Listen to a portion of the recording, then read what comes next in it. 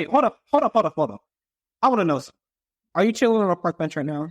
Are you sitting in the back of the bus, vibing out, possibly hanging from the tree, enjoying the view? Well, you're probably in the right place. This is not enough questions. If you end up liking what you hear, tell a friend or leave a review. Welcome back, questionnaires. You know the voice. I am Julian. The name today is Menace to Society. With me is the co-host is Miss Unperceived herself, Tyler. Hey, everybody. And then we're also not alone today. We have Mike Oppenheimer. I did pronounce that right. No ER, just Oppenheim. They made a movie, so I'm now like cursed because that guy has an ER. It's all good though. Mike Oppenheim. Yeah, he's here with us. This is very special for us because not only is this the beginning of season 4 for us, Mike has graciously been waiting to be on the show because we've been on hiatus with our scavenger hunt egg, and you're the first guest coming back. Awesome. I'm honored and excited. Thank you for being here. Before we get into the question, how was your last 7-ish days? You share whatever you want to share. Yeah. So a week ago today, everything was great, and I was having a good week, and I had plans to go with my wife without our kids to date at a comedy show for the first time in like 4 months. And then Saturday, I was supposed to see one of my favorite bands, and instead, my youngest daughter got norovirus. She's 1, so. And that's like a violent 24 to 48 hour like virus that makes you lose it from every place. And so we canceled with the babysitter as she was on the way over, which is like, super rude and like a problem. And so we had to eat all the tickets, eat the parking, pay the babysitter something, and then miss the show. And then I got it the morning of the concert I was supposed to go to. So I had to eat those tickets, and I had like the virus all day Saturday, Sunday. I slept like 40 hours, and the only reason I'm talking this much about it is just because like it was surreal to have 48 hours without my kids, but not in a good way. like that was not the vacation I've been looking forward to for so. But I'm good now. I'm recovered. Today's Monday. I'm glad you're recovering. At least you look well. So yeah, no, I yesterday I looked horrible. Like it was unreal. But yeah. Well, again, thank you for being here. Anything else with your last 7-ish days, or that's it? I'm trying to think. Every day is uniquely the same because I have little children. So anyone listening who has little children, you know that they're like the apple of your eye, but they're also like the same apple of your eye every day, asking the same questions. And then like things shift, like what they're interested in. So, but it's a very fulfilling life. I actually like am embracing this stage of my life. So unfortunately nothing jumps to mind, but if like I said, if I had gone to a stand-up comedy show last week and to see one of my favorite bands, I'm sure I'd have explosive details of those awesome outings that never happened. Maybe next time. Yeah. Yes. Well, Tyler. So I work a normally pretty remote job, but I went into work like twice last week, and then one particular day I was there like almost like a full day, but I was around like a whole lot of people because we were all coming in for some sort of like, they had like a strategic meeting that they wanted us all to know about like what our new company goals were and things like that. And then like right when I got home, I mean, I had like the worst sinus attack.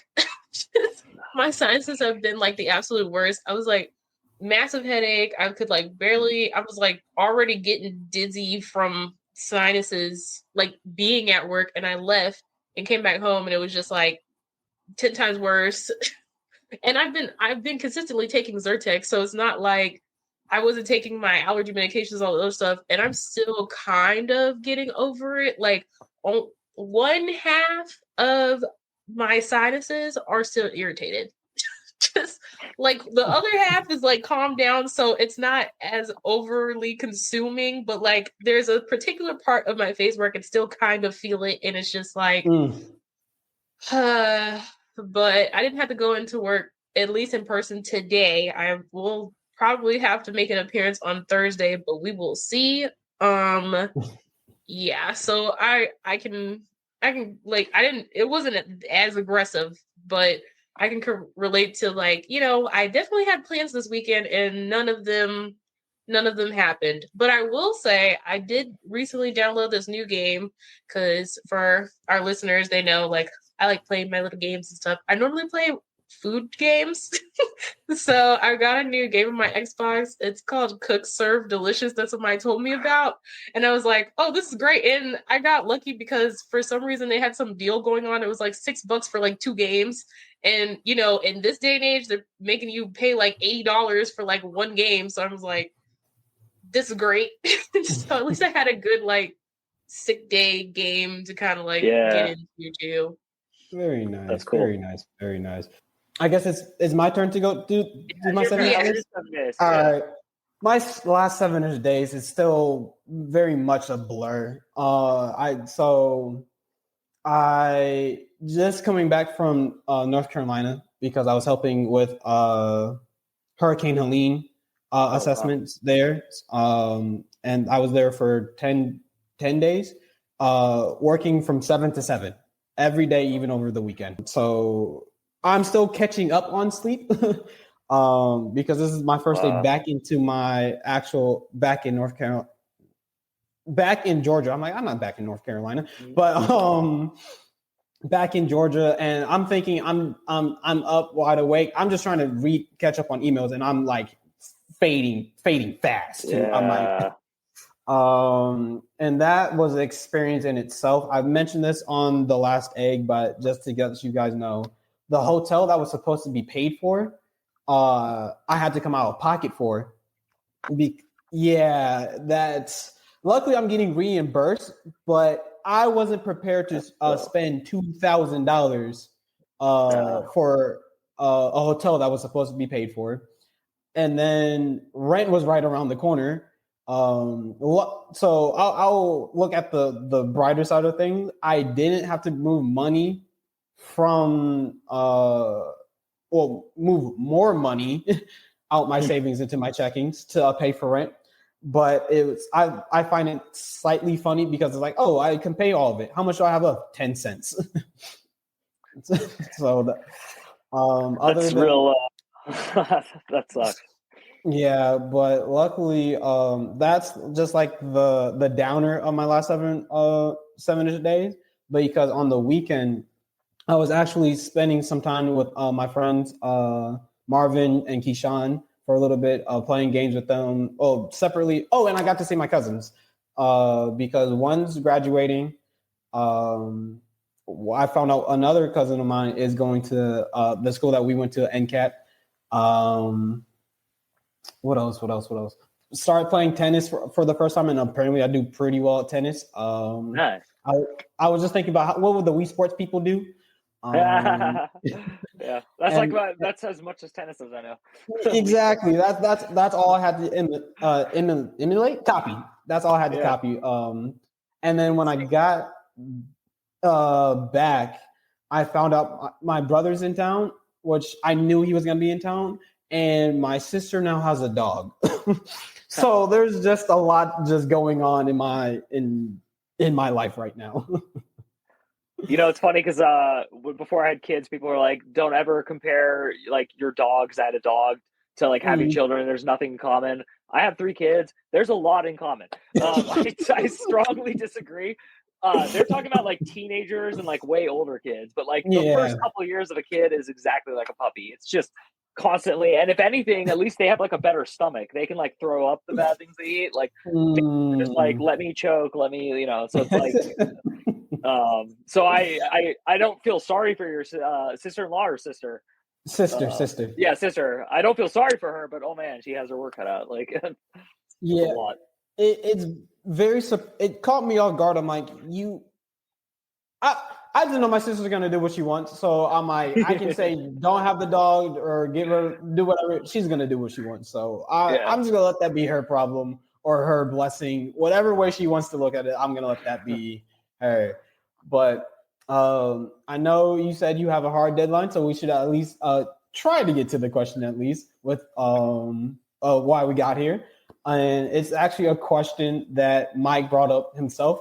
And it's a would you rather. This is the first would you rather question on the show too. So you're a lot of firsts today. But I'm happy. Would you rather have your fate be decided by AI or by a human? That is the That's question. right. Yep. And since you brought up the question, I'll let you go first. All right. So, okay. The reason I came up with this, and it's like complicated in the way it sounds, but I can explain it pretty quickly, is I read this whole book about how everyone knows what bias is. Bias is when like you'd rather have vanilla than like the strawberry ice cream. So if someone's like, "Hey, can I have like a cone?" and you only have one of each, you like hand them the strawberry because you have a bias for the one. And then bias obviously comes up in like job interviews, like it's all over life. But there's like if you're a parent or it's your dog, you have bias towards them, so you can have bias towards or against something. And what we don't talk about is also this thing called noise, which is like a side by side category of bias. And what it is how much like your mood or your like ego or other weird things get in the way of making decisions and deciding how you do things. So bias is like you want something or you have an opinion that's strong. Noise is like you're not even aware of this crap. Like there's no way you could even see it unless you like had someone like asking you specific questions. So like a great example is whether or not we want to admit it, if someone like cuts you off on the way to work, you're actually going to be less inclined to be nice that day. Like that's just a human form of noise, but it's not bias because you're not like mad at your work because it reminds you of a guy cutting you off. Like, do you see why they're a different word now? So with that said, the point of the book was to talk about what AI can do with bias and noise and what it can't do, and then what humans fear of being replaces. And they didn't come up with this question. They were more talking about a real example from like law, which is in the 80s until 2005, they had a rule for like what kind of sentence you could give to a person who's convicted. So at the end of a trial, if the jury said this person's guilty, they decided to make rules for like the least number and the most number of years for most crimes. This was historic because before that, a judge could just not even give you anything, even if a jury found you guilty. And if the jury found you guilty, he could give you like he or she the most severe punishment like ever, and then the next day give it like nothing to someone. Like there was no consistency. So the idea behind it was like if you get caught shoplifting in Arizona and you get caught shoplifting in New Jersey, it shouldn't depend on your judge how long or how short of your like term is. It should be more. Okay, so that was an attempt to remove noise, and it worked. The statistics were like amazing, like because it has nothing to do with being found guilty or not. It just has to do with how long you do or do not go to jail or how much a fine is. So both things. So where I came up with the idea was instead of it just being like the sentencing part, what if we just thought about it all together? Like, what if you got pulled over? I think the most common example would be like drink driving, because I think that's like something a lot of Americans experience with. Like, it's against the law to drink too much and drive, but there's no hard fast rule as to how much you can have. Like, it's not actually one drink an hour. If you didn't eat all day and you gave blood, you could have half a drink and get a DUI. Like, there's no so the problem with a judge, a human, is if their brother was like killed by a drunk driver, guess what they're probably going to do if that's your judge, right? But there's no risk of that if you have AI. Like AI, assuming we all have the same trained model of AI, it would just be doing its thing. Like, it wouldn't know your race, it wouldn't know your gender, it wouldn't know your religious beliefs, it wouldn't know your voting history. There'd be nothing, like it wouldn't know what neighborhood you grew up in or where you currently live.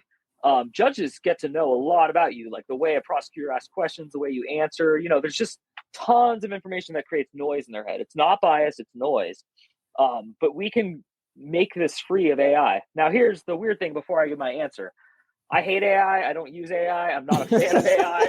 Like, for the listening audience, you have to know how much I'm not defending AI. But this book really made me think, because my biggest fear when I was young, I'm like 43 now, I'm old. But when I was young, my biggest fear was being like wrongfully imprisoned or like accused of something. It was just like I was preoccupied with it. I probably just read books that like scared the shit out of me, or but I was like really afraid of it, and it totally happens in this country, and it happens way more in the USA than like anywhere else. So this is like a near and dear topic to me, just because like I believe in fairness and I want people to have like a decent shot. And I used to teach. I've seen people turn their life around. Like I don't believe in like ruining someone's life. So like if you punish someone too hard when they're young, they become hard. Like that's what it does to someone. So with all of that said, I think my initial answer is I would like some form of AI in the judicial system, whether it checks the judge's answer, but I don't want it to be in all. So that's how I'm going to start the conversation. I'm going to say yes. I think immediately when we trust a model, we have to like agree on that. That's like a big if for people who are actually into science and technology. I know nothing. So assuming you agree on the model, like everyone's like, yeah, this the one developed by ABC Corporation, we agree. It like was trained well. We've tested it. We've each independently tested it. Every political party's tested it. Every senator, blah, blah, blah. Then I say we immediately introduce AI into the judicial system at like different steps too. That's my answer. Okay. I like that. What about you, Tyler? Because that just makes me think of ideas in my brain. So normally, the first thing I'm thinking of is I was at this conference last month, and this lady was talking about AI. Now, mind you, she was super pro AI, like to the point that she was asking like the AI like legal advice and like all this other stuff. And personally, I thought it was getting kind of to a weird spot, but it was like but she did bring up a good point that people use it she used it more like a time saver.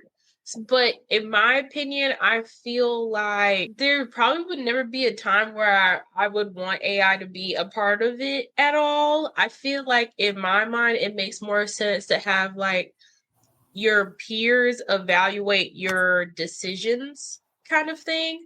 Like if a peer group of judges randomly selected, almost like the jury, get to review your sentencing and then be like, okay, does this make sense?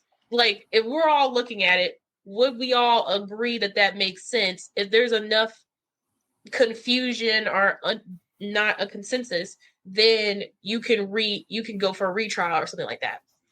So I think that would make more sense. Like we have more steps. Like, everything in government kind of has a lot of steps but it needs to. And that's why things take long. But it's like, do you want to be done well or do you want to be done fast? So that's where it gets funny because that's where people, I think, use AI a lot to kind of like short step that and be like, okay, well, it's going to be hard to get a peer of judges quickly. The person's already sentenced. Then they have to sit in jail. That's one of the bigger issues. So I could see, this is me, I guess, devil on the shoulder a little bit, being like, I could see people being like, well, if you're trying to overturn an unfair sentence, would it be faster to do so with an AI checkpoint? And so in that sense, I could see it. I know for me, crap, I had a thought and I lost it. But for me, I know I would want a person, even though AI makes it easier and faster. I will take my chances with the person because of the fact of with AI, it's I like I said, I'll take my chances because at least with a human, I can maybe like I'm banking on the noise in that person's head that I can convince them to lighten their sentence for me for whatever I did. Versus AI, it's cold and calculate and does not care anything about what I do. So that's man. I had something. You said something. I could not remember what I wanted to say. I have a question, like for the group, because it occurred to me. Because Tyler, I agree with almost everything you said, except the cost is like the thing that is why justice has to work the way it currently does, like one judge per trial, because they can't afford to pay like 9 people $80,000 a year to like sit on each trial. I didn't mean like the cost. I meant like the time cost. Do you know what I mean? No, I know what you meant. I'm saying that for the overall question, if cost matters or doesn't matter, like if a government has unlimited money to like dole out for like extra jobs, then I'm like more with your thing. So I was like kind of asking, do you guys like want to play with that, like within the question of like how much do we value money versus like, okay, so I'm showing my true colors here. I'm not like like I'm a capitalist and I live in America and I run businesses and money's cool and all that. But our society, as everyone can tell now, is like headed somewhere kind of awful with like prizing money over like human dignity and stuff like that, you know? And it's like, it's all over. It's not like people want to point at only one group or people, but it's everywhere. And like, we all see it.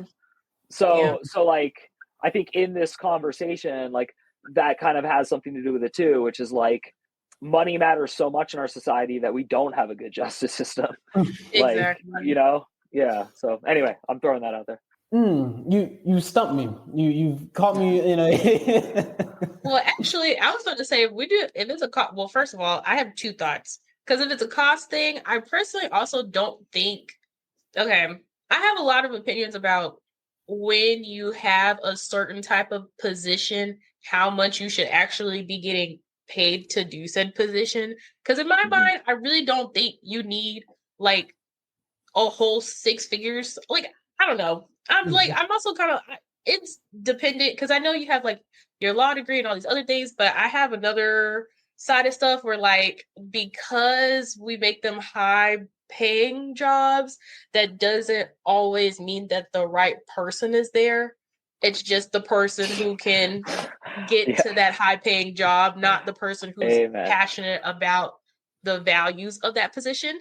So I'm like, if we think about cost, then there's also that to it. So like, is this person really here? So that was also kind of tying into what I was thinking with what Julian was saying, because it's nice if you could convince a judge, but there are judges who pride themselves in not being convinced, but also because they think they're non-biased, even though to feel that way, in my opinion, already shows that you're biased, because nobody's has zero bias. That's just not kind of how human beings work. So it's like very interesting. And plus, on the other hand, like you're technically are trying to be convinced inherently. Like your job is this convincing? Like yes or no. So the way you're swayed, it inherently, in my opinion, already shows that you are dealing with a certain level of bias like constantly. So I guess I was thinking like, okay, my different scenario would be, are we working with like, let's say like, instead of, if it's not a compassionate judge, it's like a really hard judge. Like, you know, they like to judge harshly and all this other stuff. Would you rather have AI? At that point, I think I'd be more swayed to almost be like, maybe I would want the AI instead, because this person like values, you know, locking the bad guys up, even if you're not necessarily a bad guy, but they already have that bias in their head. At that point, if you could see the judge beforehand and then pick the AI, you might end up choosing the AI first instead. You make a very good point, because that's kind of what that's what's kind of roaming through my mind, because it's something that you both touched on, is that the judge, the biases and locking up the wrong person, which happens way more often because a thought of mine was, does it really matter if you can? The thought was, with justices, are they looking for what's the truth, or what you can just prove, like in the sense of, are they looking for the truth in your morals, or are they just looking at what you can prove? Because if you can't prove whatever, then the person still walks away hands free. So that's just the thought that's been on my, I think this, ever since you brought this question to me, that thought has crept into my brain. It was like I would ask you guys both, what's an early memory you have, if any, and it's okay if you don't, but do you have any memories of being falsely accused? Parents, school, real life, like at work, person you're dating? Like, have you ever had someone like accuse? Like, I'll give a quick one. My kids have like obnoxious toys and stuff, and I used to just get like mad at things and like throw them out, and my wife would get really pissed. She'd be like, don't throw things out without asking me. So 2 years ago I stopped. I said, okay, I promise I'll never do it again, and I never ever do it. And so like 6 months ago, something was missing. And she just said, like, I know you did it. I know you're lying. Like, I know you just like couldn't stand it because you always complain about that particular toy. And I was like, I promise I didn't. And it was a terrible feeling because I couldn't find it. I'm like, and then of course it turns up it's like behind some car seat or something, you know? So it was like, but that's a recent example, and it's silly and funny, but it's still like, you know, yeah. Like, and so with that in mind, like think about this question, because I think what Tyler said really does matter, which is like, sometimes you want cold and calculating. You don't want emotional, like, and especially ego. I'm afraid of the ego of a judge who's like, for 40 noble years, I have been casting edicts. Like, I know your type. And I'm like, no, you don't. I'm an individual. That's the whole point of America's like justice in theory, is every person is tried. Like, it's never like you're compared to other people. That's the whole point, you know? So, Yes. All right. So, yeah. So have you guys ever been falsely accused? The first one that came to my mind, I've been talking about this quite some time now. I'm not sure if this is falsely accused per se. Oh, well, so 2 years ago, my former best friend got into a situation, asked me to be a co-signer for him.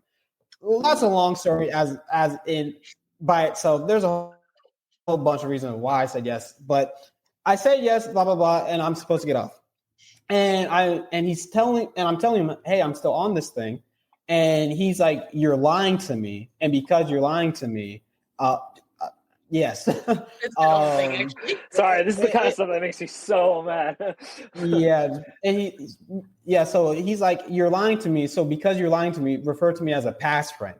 I'm like, oh, okay. But he finds out that I'm still on, and it's just a whole ordeal that I'm still dealing with right now. But that's the first thing that pops up into my mind.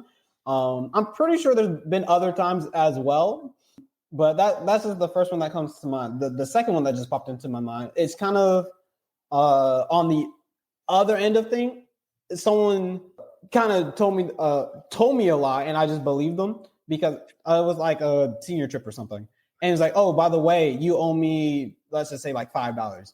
I'm like, I'm pretty sure I don't, but I'm like, I don't care enough to debate you on this. Here you go. Here's the $5, and I just kept it moving. Those are like the top two that popped out into my head. Tyler, you got any? Well, I feel like despite the normal one, I had a kind of wild one because one time when we were in college, I had a friend, so like, you know, I had a friend and we were all go to parties together and stuff, and they were at one point trying to tell me that another one of our mutual friends was an alcoholic. They are not. And I was like, no, they're not. And they were like, oh, well, you just enabled them. And then it was so weird. It was wild. It like kept it up. And it was so odd because this person, like, our friend, like our mutual friend, barely drank in front of anybody anyway. I'm like, you don't even party with this person like that. You don't even know. You wouldn't even know if they were or not. And then they were like, well, it's because they like tell jokes. And I'm like, what does that even mean? And I was better friends with the person than the other person was. And I'm like, I barely remember them even drinking that much. So it was just kind of crazy. So that was kind of like my thing. Because I was trying to think of it while we were sitting here, and I was like, oh yeah, I guess that was kind of a big one. But yeah, like I was just like, that book talks about what you talked about a lot, actually. In Noise, it talks about groupthink and how like the first person at a meeting anchors the talking point. So like if a meeting is like, if your boss is like, hey, what do you guys want to address today? It's not just a race to like bring up the topic, but then once the topic's brought up, whoever the boss calls on to like answer first will set the opinion everyone else has to fight for or against. And it's like really bad. Like group interviews, good luck if you're not like, you know, if you're the first person to answer the first question, that's good if you have confidence because you can answer it really well. And then everyone just has to try to be as good as you the rest of the whole interview. And meanwhile, if you go last, you're competing no matter what against everyone who went before you, but especially that first person. So what you were experiencing was so much like peer pressure, which is like, get on our side, lie with us, because in my opinion, they're lying because they just don't want this person making jokes. They don't like their sense of humor or something, which is like, and group dynamics are like that, which is also why I'm like, I don't know, like I'm not talking about politics because I hate talking about politics, especially now, but that is what politics is. It's just group, like using group hive mind, and like this is like 3 people, so it's we are a group, but because there's not even like one way to really team up, it's like if 2 of us agree, that's normal. Like, so, yeah. No, that reminds me of a different story of mine, which I won't get into right now, just because you gotta air it out. That's what the people want to hear. But no, I'm also thinking about I'm also crap. I know I'm tired when my brain is fried like this, and I can't. Dude, I've been you before. I seriously feel for you. I have like sleep deprivation is like one of the scariest things ever. Like the dehydration and sleep deprivation are like very similar. You get it's tough. Yeah, because I'm like, I know the words that I want to say, but I cannot put it in a coherent manner to where it will make sense to anyone but myself. And I already struggle with English as is. There's sometimes where when I say one thing and then I just keep going. Like, did you say? I'm like, oh, I said something else.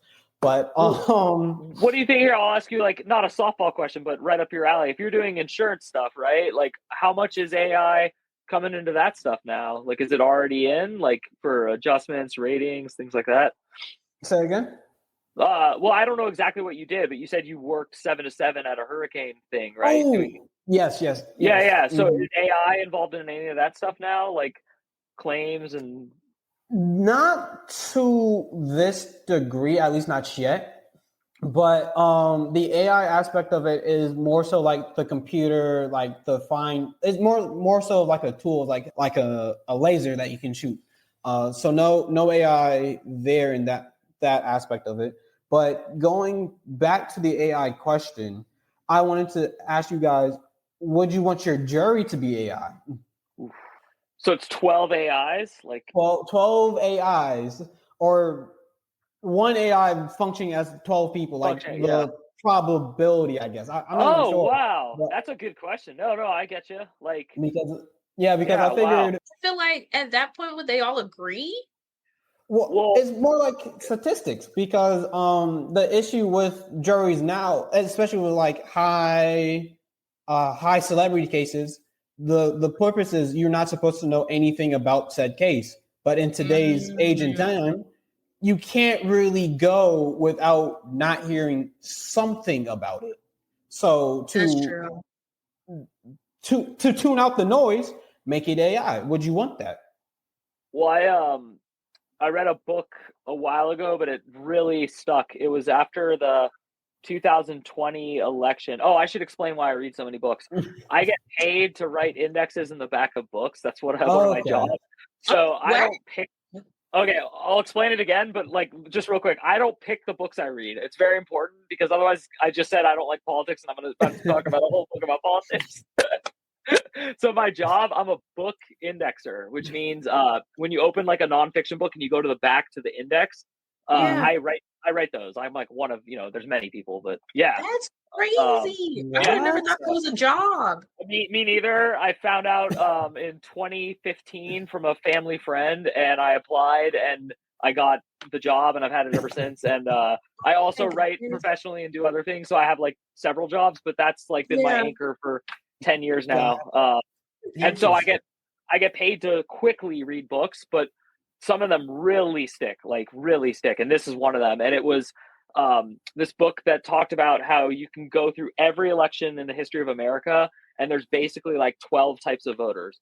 And it's not like 10, it's not 11, it's not 13, it's 12. And I was like, this is dumb. What a stupid, like, I was so skeptical.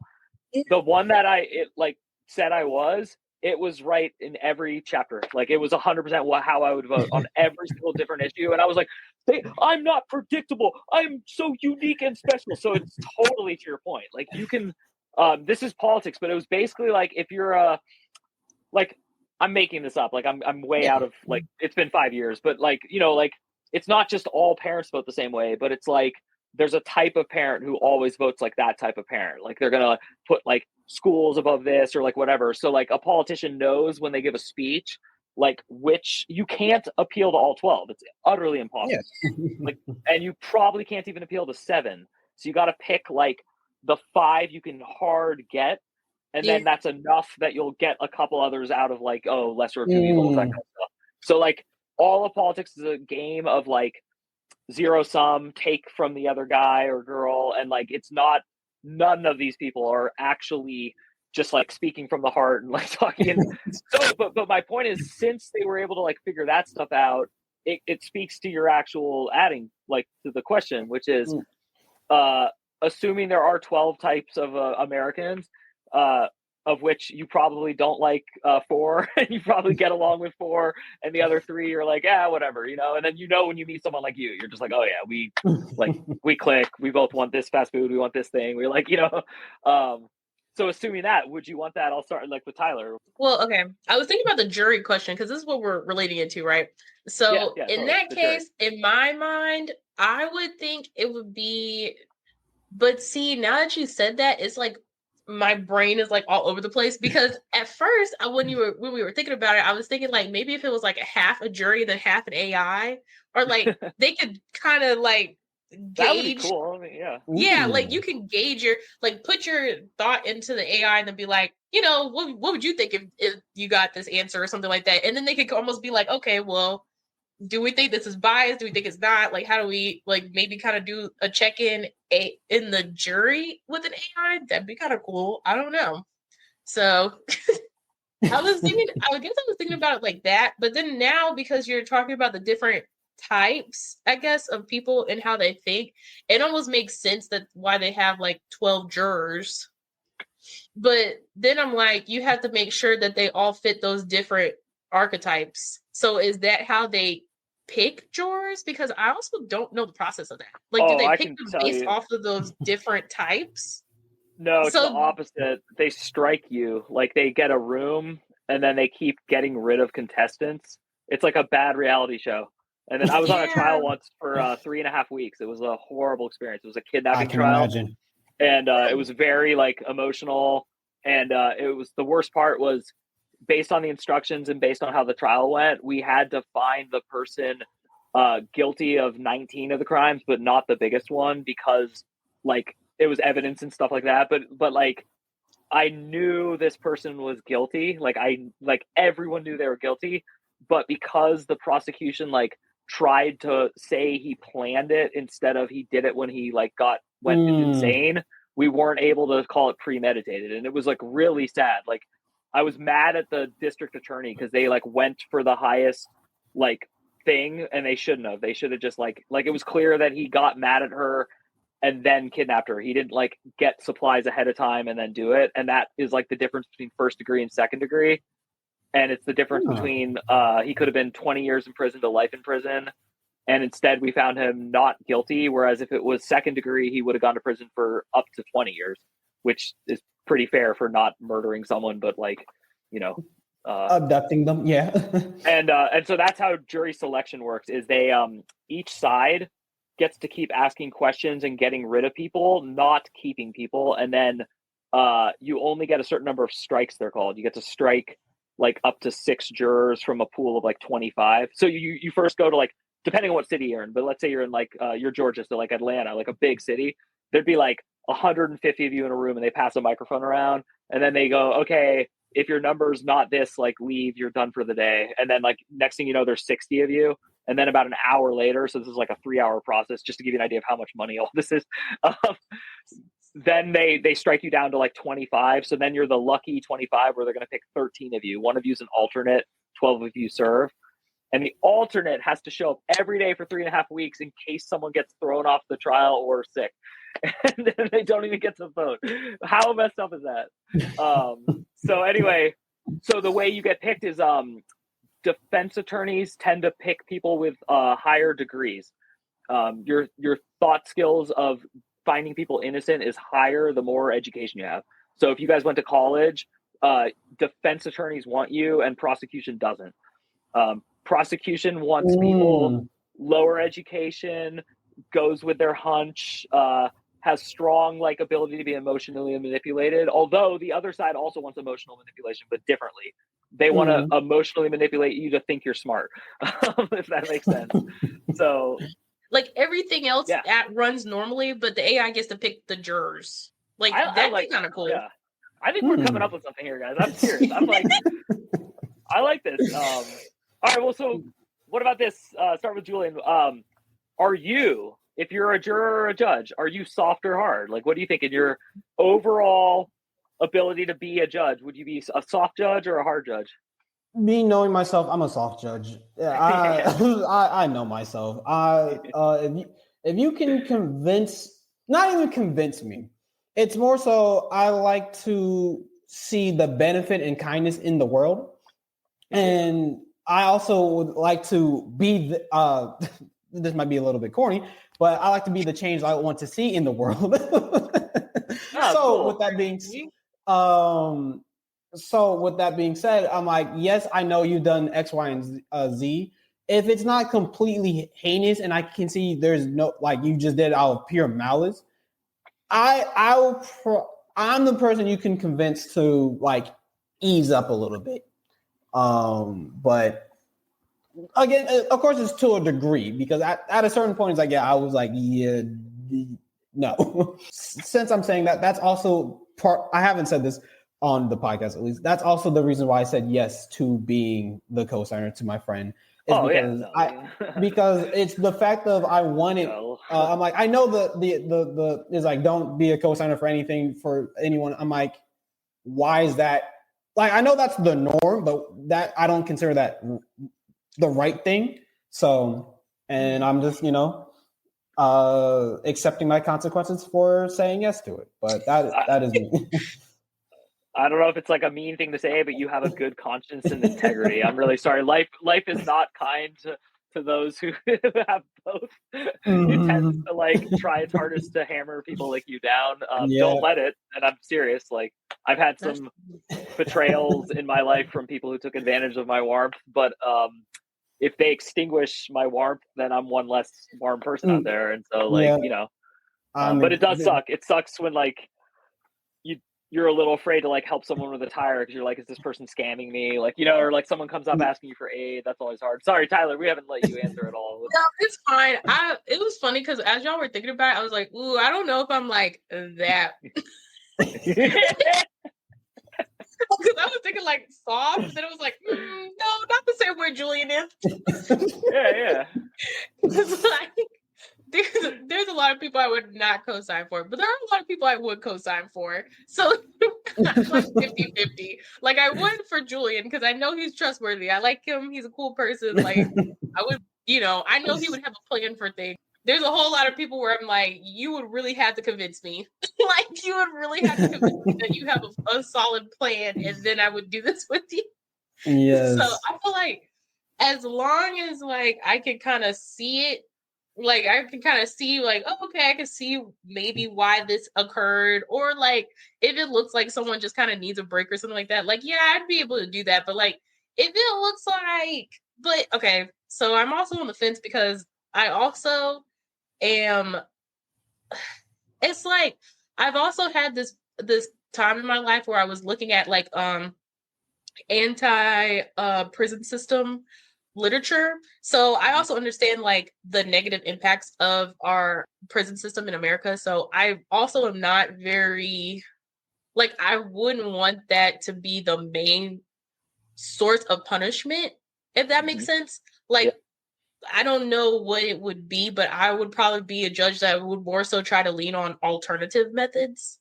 Even if I'm not as even if I'm not as soft on them, I'm at least like, okay, you're doing something that makes sense for this crime, not something that doesn't make sense and isn't going to rehabilitate you in whatever way. So I guess that's kind of like where my answer would be. Okay. Mike, what about yourself?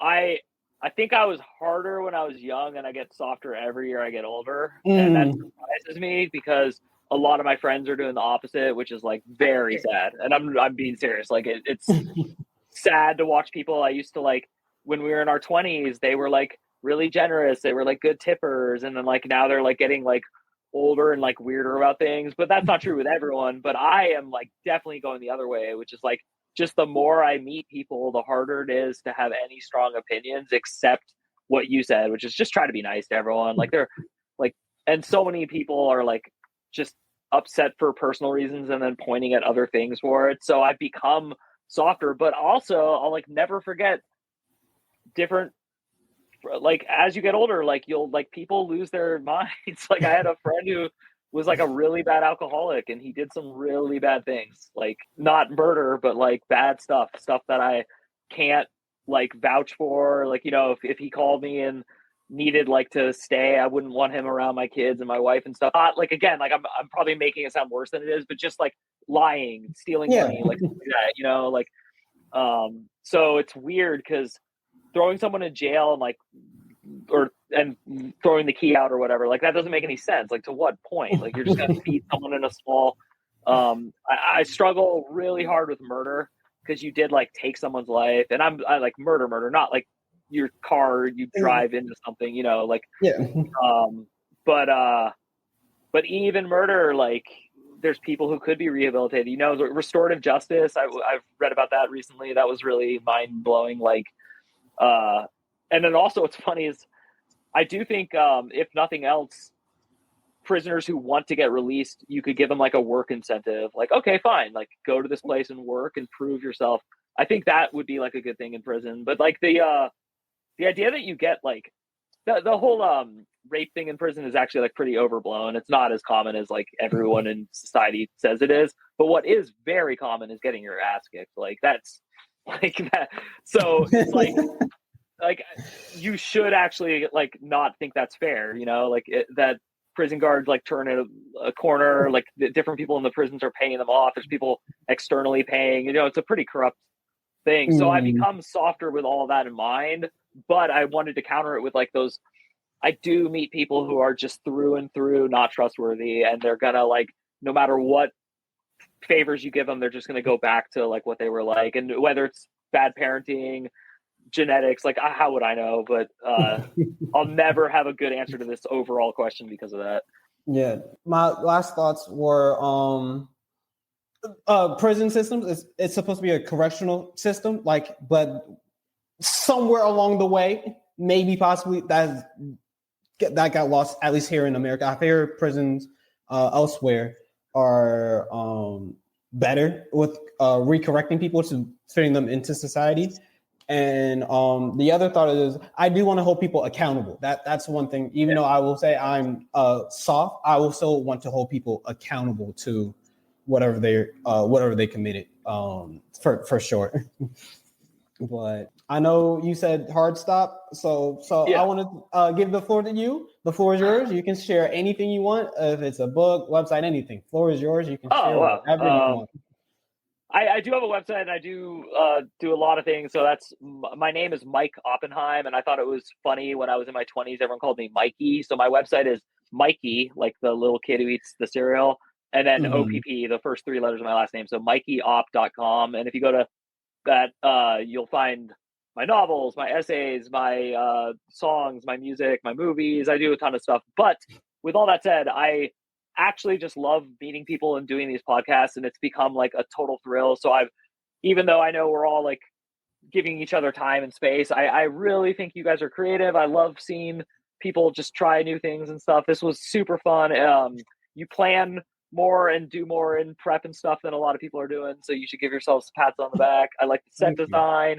You're fun to talk to. You're both funny, and I really had a good time. I think like it's weird to meet people, barely know them, and talk about justice and punishments and your personal life. But it's also like, this is why I keep telling people, like, don't get mad at the internet. Like, the internet brings us together. Social media might tear people apart. There might be like bad actors on the internet, but the actual idea of like three people this far apart, all having a show together, it's super fun. So if I had the floor, that's what I would say. And then I would also say it's inspiring because we're ages apart, and you're good people.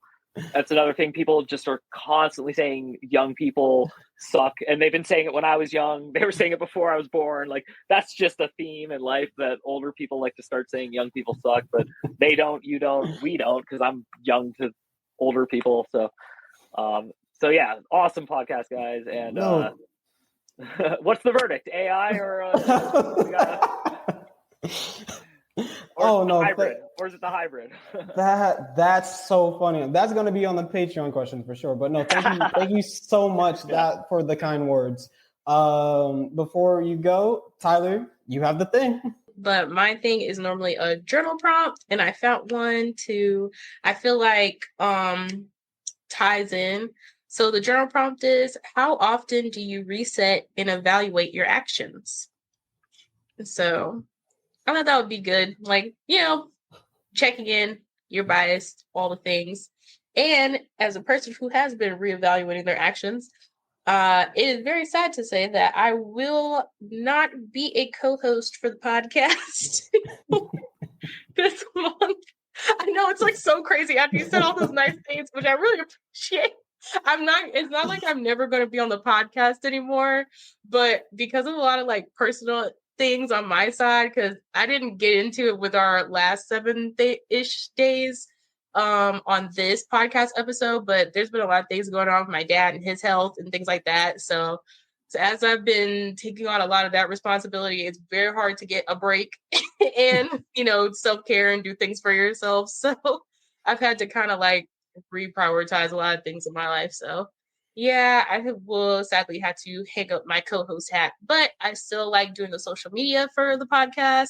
I still love doing episodes. I'm probably still going to jump on some episodes when I can, because, it's always a fun time meeting people, just like Mike was saying, like, it doesn't matter where we're at or what we're talking about. Like, it's always going to be a good time. And everybody who comes on the podcast, great sports and like always give encouraging words. And we always end up talking about something that I feel like even I leave with something and I'm like, oh man, that was like great. And I never get like a place to talk about things like this. So it's really good.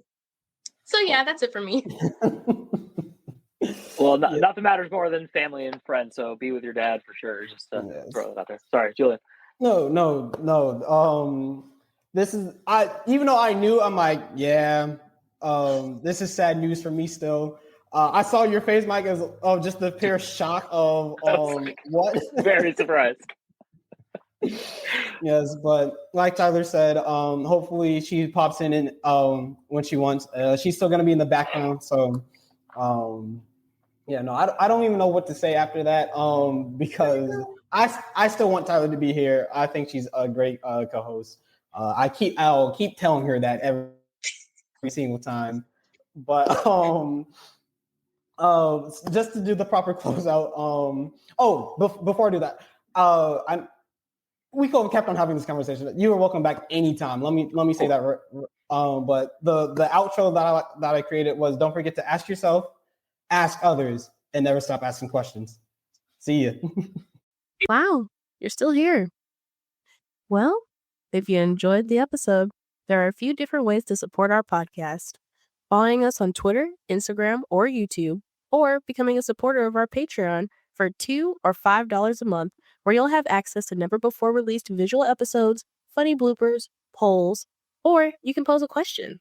The links can be found in the description wherever you listen. The simplest way to support us is by leaving a review about how great or bad we are, or telling a friend about our show.